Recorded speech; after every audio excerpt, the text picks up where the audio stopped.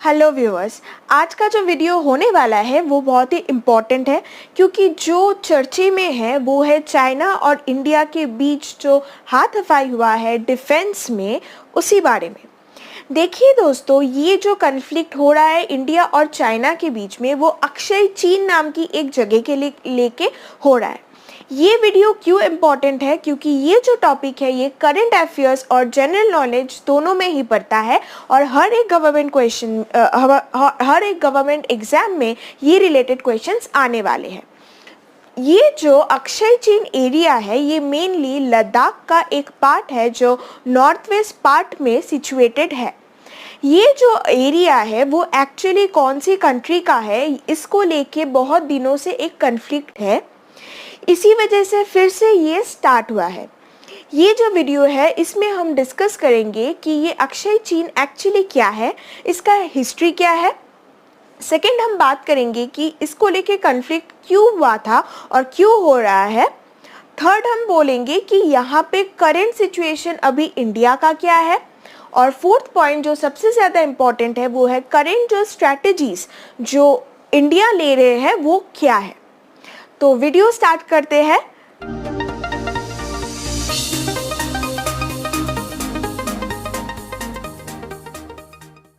सबसे पहले बात करते हैं अक्षय चीन की हिस्ट्री के बारे में।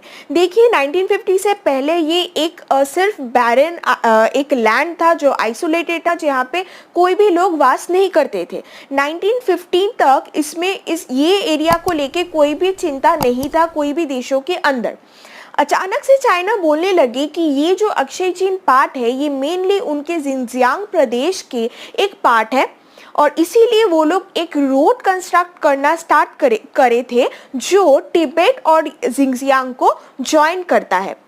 अब यहाँ से स्टार्ट होता है clash of border between India and China, क्योंकि इंडिया मानते हैं कि ये जो अक्षय चीन पार्ट है ये उनके पार्ट है, मतलब कि हमारे इंडिया के लद्दाख का एक पार्ट है, लेकिन चाइना मानते हैं कि ये चाइना का पार्ट है।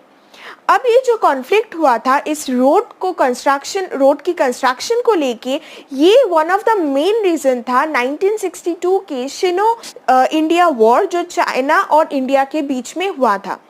उस वॉर के बाद भी चाइना वो जो एरिया है वहाँ पे अपना कब्जा रख लिया था, क्योंकि इंडिया उस टाइम वो जो वॉर था वो उसके सामना नहीं कर पाए थे।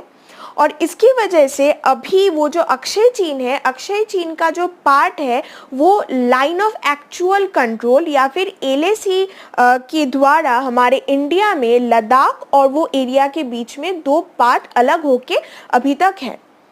इंडिया के लद्दाख और वो जो अक्षय चीन है वहाँ पे जाने का एक ही पाथ है या फिर एक ही पास है जो है गलवान पास, जहाँ पे कुछ दिन पहले ही मेन 5 जून का कॉन्फ्लिक्ट हुआ था जिनमें हमारे देश के 20 जवान मारे गए हैं। तो ये था main history of that part Akshay चीन। यहाँ पे मैंने बहुत सारे पॉइंट्स यहाँ पे बोले हैं जो गवर्नमेंट एग्जाम्स के इम्पोर्टेंट MCQs में से है। अब बढ़ते हैं हमारे सेकेंड टॉपिक के ऊपर। अब बात करते हैं कि ये जो कन्फ्लिक्ट है अक्षय चीन लैंड को लेके वो फिर से क्यों स्टार्ट हुआ है।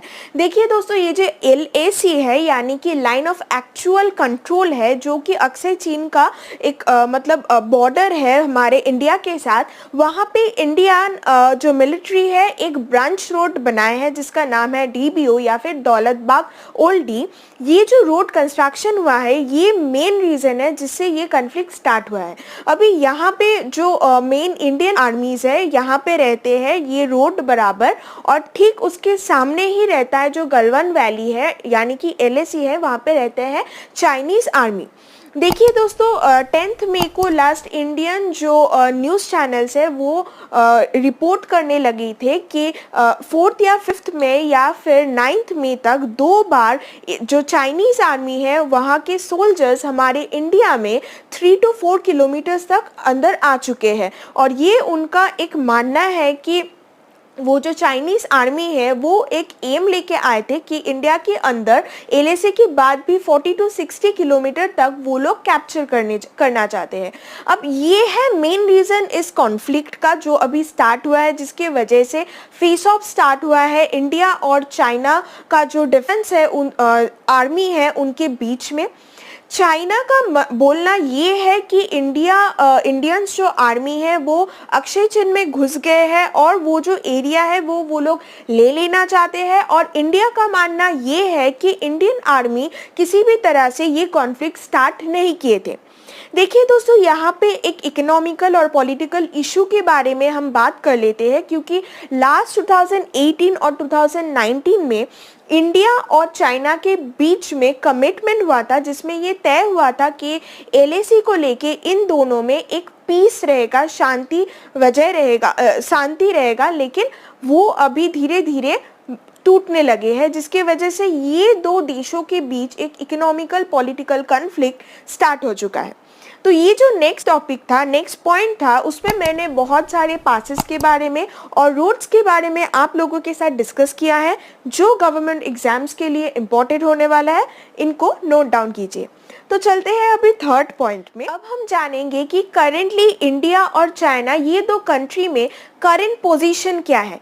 देखिए दोस्तों, दोनों देशों में ही एक बहुत चर्चा चल रहा है कि युद्ध हो सकता है, लेकिन जैसा कि हमारे ऑर्गेनाइजेशंस बोलते हैं कि युद्ध नहीं चाहिए, क्योंकि युद्ध की वजह से पूरा जो इकोनॉमी है वो हिल सकता है, और वैसे भी हमारे इंडिया को छोड़ के भी जो दूसरे देश है उनमें अभी पैंडेमिक की वजह से बहुत ही इकोनॉमिकल लॉस हो चुका है। तो इंडिया में एक चर्चा चल रहा है कि बैन चाइनीज कमोडिटीज, चाइना को बैन करना है, चाइना से कोई भी चीज़ें हमें खरीदना नहीं है। ये हमारे इंडियन इकोनॉमी में अभी चल रहा है, सारी जगह पे सोशल मीडियाज पे ये स्लोगन बहुत ही चर्चे में है। चाइनीज जो न्यूज़ चैनल्स है या फिर उनका जो डिफेंस जो मैगजीन है, वहाँ पे भी ये बोला गया है कि अगर हम देखें पहाड़ी योद्धा या फिर युद्ध, उसमें India one of the best या फिर बोल सकते हैं कि बेस्ट कंट्री है जो इस टाइप के युद्ध कर सकते हैं। और इसीलिए यहाँ पे एक डाउट आ जाता है कि चाइनीज़ मैगज़ीन, जो मॉडर्न मैगज़ीन वो जो है, वो मेनली कभी भी इंडिया की तारीफ़ नहीं किए हैं, वो अचानक से अभी तारीफ़ क्यों कर रहे हैं। बहुत सारे यूट्यूब चैनल्स में या फिर वीडियोस में जो अभी चाइना में चल रहा है, वहाँ पे ये भी बोला जा रहा है कि ये जो कन्फ्लिक्ट है या फिर युद्ध की जो पहला वाला एक्चुअली जो सिचुएशन चल रहा है, इसके पीछे भी इंडिया के हाथ है।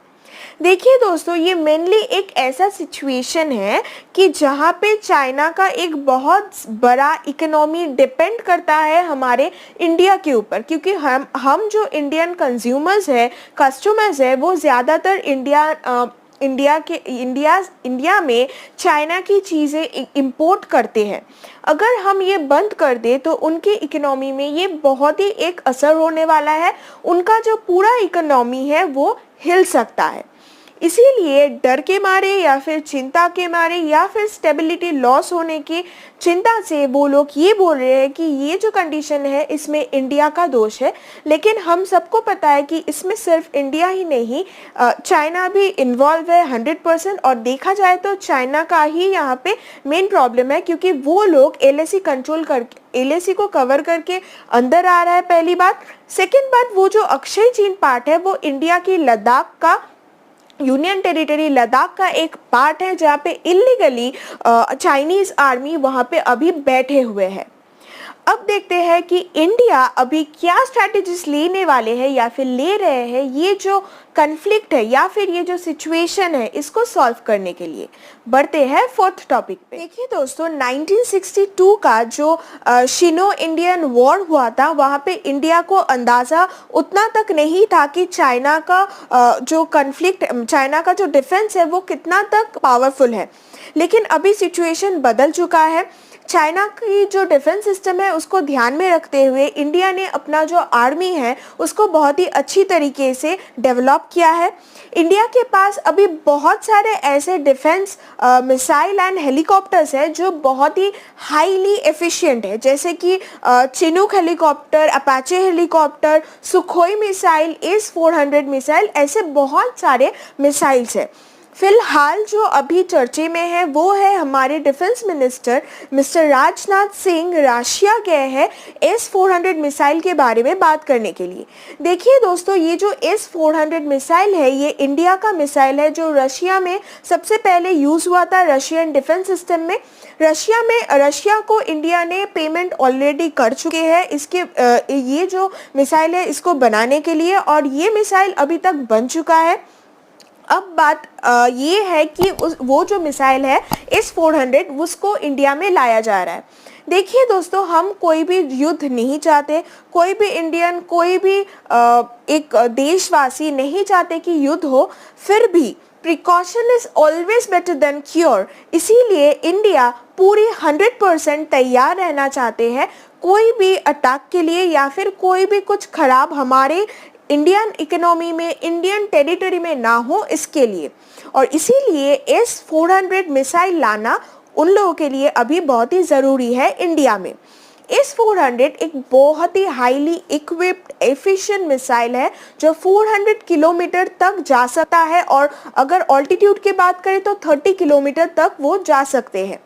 तो यहाँ से ये क्लियर है कि बहुत ही अच्छी तरीके से इंडिया डिफेंस को सजा रहा है कि अगर कोई भी मतलब कि इकोनॉमिकली या फिर कूटनीति के ज़रिए अगर ये जो प्रॉब्लम है डिस्कशन के अंदर ये अगर सॉल्व ना हो, तो वॉर अगर स्टार्ट हो, तो उसके लिए भी सामना करने का 100% क्षमता हमारे इंडियन डिफेंस में या फिर आर्मी में होना चाहिए।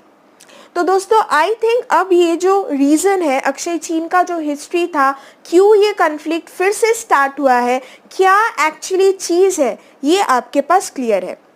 जैसे कि हम सबको पता है जम्मू कश्मीर अभी पूरी इंडिया के अंदर आ चुका है, वैसे ही लद्दाख का जो वो पार्ट अभी चाइना इल्लीगली उसको कैप्चर करके रखे है, वो भी इंडिया आशा करते हैं कि वो हमारे इंडियन टेरिटरी के अंदर फिर से आ जाएगा। तो दोस्तों, ये था आज का वीडियो। अगर ये वीडियो अच्छा लगे तो ज़रूर इसको लाइक कीजिए, शेयर कीजिए। जैसा कि मैंने बोला था कि इस वीडियो में बहुत सारे MCQs के बारे में मैं बात करूंगी। मैं जो पॉइंट्स यहाँ पे हाईलाइट किए हूँ उसको ज़रूर नोट डाउन कीजिए। वहाँ पे जो MCQs या फिर शॉर्ट क्वेश्चंस मैंने डिस्कस किए हैं उसको भी नोट डाउन कीजिए, जो आपके अपकमिंग जो एग्ज़ाम्स है उसमें हेल्प होने वाला है, क्योंकि हम सबको पता है अक्टूबर-नवंबर से फिर से गवर्नमेंट एग्ज़ाम स्टार्ट होने वाले हैं। तो बस आज के लिए इतना ही। और हाँ, अगर आप नए हो हमारे चैनल में तो ज़रूर हमारे चैनल को सब्सक्राइब कीजिए। ऊपर में जो बेल आइकॉन है उसको प्रेस करके रखिए, ताकि जब भी हम कोई भी वीडियो लाए तो सबसे पहले नोटिफिकेशन आपके पास जाए। Thank you so much.